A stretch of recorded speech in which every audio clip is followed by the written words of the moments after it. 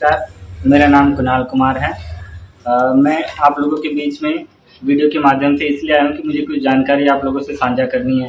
जैसे कि आज के अखबार में सुबह ये न्यूज़ छापी गई है कि हम लोगों ने सीएससी का नाजायज़ फ़ायदा उठाया है और हमारी आईडी बंद होने के बावजूद भी हम लोग सीएससी का काम कर रहे हैं।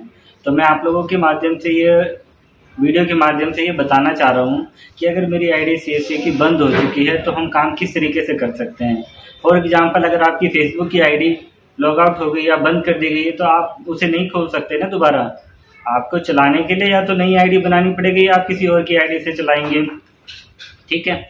और बीते दिनों मैंने कई बार आरटीआई के माध्यम से विभाग से यह जानकारी मांगने की कोशिश करी कि मेरी सीएससी आईडी किन वजह से, किन कारणों से बंद कर दी गई है, लेकिन विभाग के द्वारा अभी तक कोई भी ऐसी जानकारी मुझे नहीं दी गई है।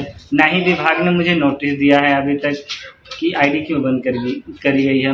आरटीआई के माध्यम से मैंने सरकार से यह जानने की भी कोशिश करी कि क्या मेरे विरुद्ध में कोई जिला उपायुक्त कार्यालय में कोई शिकायत पहले से मौजूद है जिसके लिए मुझे टारगेट किया जा रहा है।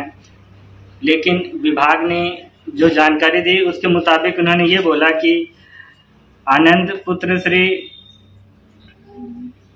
ने एक शिकायत दी थी 24/1/2023 को 2020 में सेक्टर 20 के थाने में काटा गया था, जिसके लिए मैं हाई कोर्ट में पहले ही एंट्रीम बेल अप्लाई कर चुका हूं और मुझे माननीय हाई कोर्ट के द्वारा एंट्रीम बेल ग्रांट कर दी गई है। और बेल ग्रांट होने के पश्चात डिस्ट्रिक्ट कोर्ट में इस मामले का मुकदमा अभी चल रहा है, जो कि अभी कोर्ट की प्रोसीडिंग में है। फिर भी अखबार के माध्यम से मेरी मानहानि करी गई, मेरे से इस चीज़ का प्रश्न किया गया और मेरे मामले को बार बार उछाला जा रहा है, जिससे यह प्रतीत होता है कि यह एक षड्यंत्र का हिस्सा है।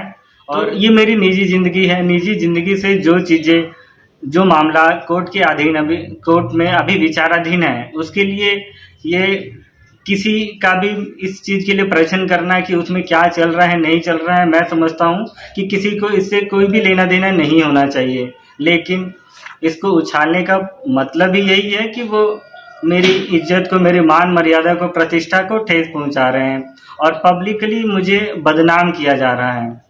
और हमने एक शिकायत दी थी कि हमें जाति सूचक शब्द बोले गए हैं, जो कि हमने सेक्टर 19 की चौकी में दिया था।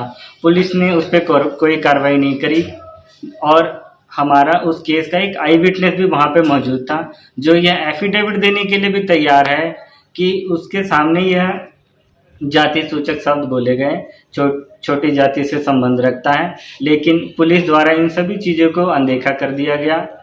सेक्टर 20 से आई महिला पुलिस सतवंती जी द्वारा हम पे दबाव बनाया गया कि हम अपनी शिकायत को वापस ले लें।